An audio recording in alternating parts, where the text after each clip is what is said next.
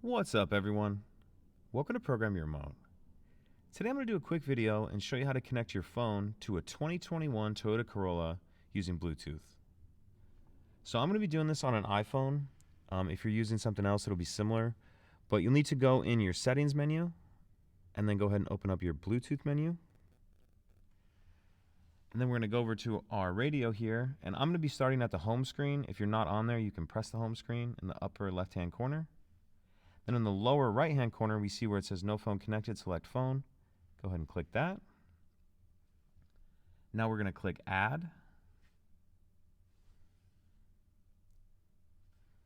And ours is the iPhone here, so go ahead and select that. Now if you look at your phone screen, it's going to bring up this PIN number right here. You want to make sure that PIN number on your phone matches this PIN number right here. And ours does, so on our phone we're going to go ahead and click pair.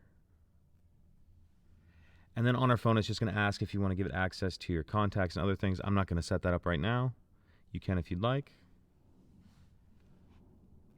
But that's it. Now we're connected.